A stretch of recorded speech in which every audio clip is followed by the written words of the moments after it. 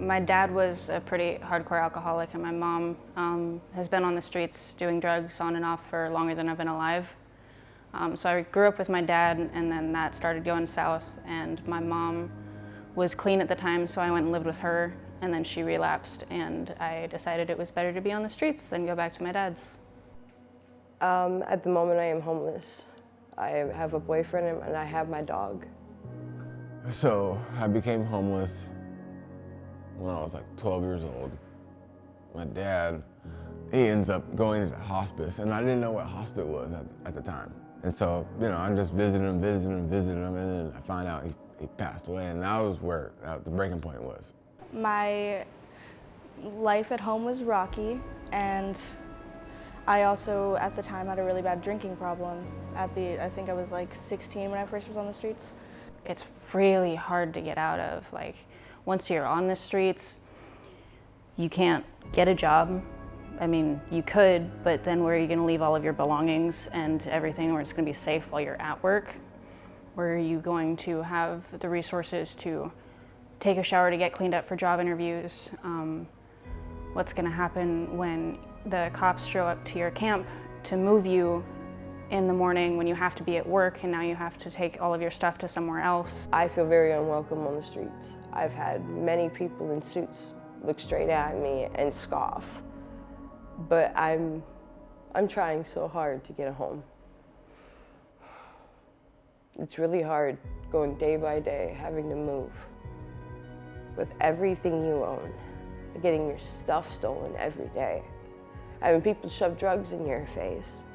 I feel like people a lot of times don't understand the amount of turmoil that it takes to be living on the streets for a kid to either get kicked out or leave their home. There has to be something pretty wrong. There had to be either some sort of abuse or neglect that caused a child to not be able to be living at home. You can't see the wall over there, but there's a wall in that corner, there's a wall over to the left, and we have pictures of the kids that we lost, and that breaks my heart. You get the joys and the sadness, and so it's really great when they're joys, and it's really hard especially when you lose someone that you know has so much potential. This place has really helped a lot of people, and it's helped me a lot. They make me feel like, life isn't over.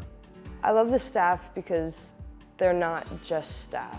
They're always trying to help you with succeeding in all your goals. They're actually trying to get to know you and know who you are as a person. They don't judge you, they love you, and they care, and they actually want us to succeed. I've had a lot of really meaningful conversations with a lot of the staff here and other people who frequent this area. The access to the clothing, especially around this time of year, is really vital to people that live outside.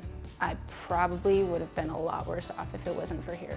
I think the thing that gives me hope is the kids around here, and I know they want to better themselves. Maybe they don't know it now, but they're going to know it soon when they're a little bit older, or at least the staff here. I know they want them to succeed, so I guess that kind of gives me hope. They'll get better. Places like this that are here to help people succeed and get on their feet. And I won't even say necessarily back on their feet because of the age demographic here. A lot of these kids didn't get the chance to start on their feet. And they have to climb for that chance like I did.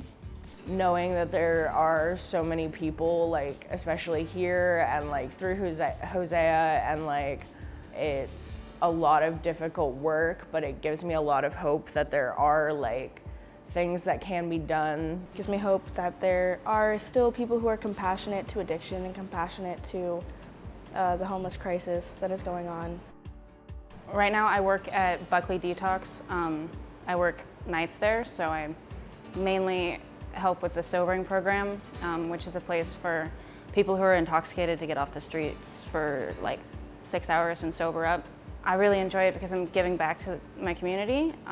Because I was an addict while I was on the streets. I've been clean for almost 3 years now, and I just want to help other people, and I want to start a family. Short term is I want to get into my own place. I want to get my own apartment. I want to get a steady job. Long term is I want to go to college to do cinematography.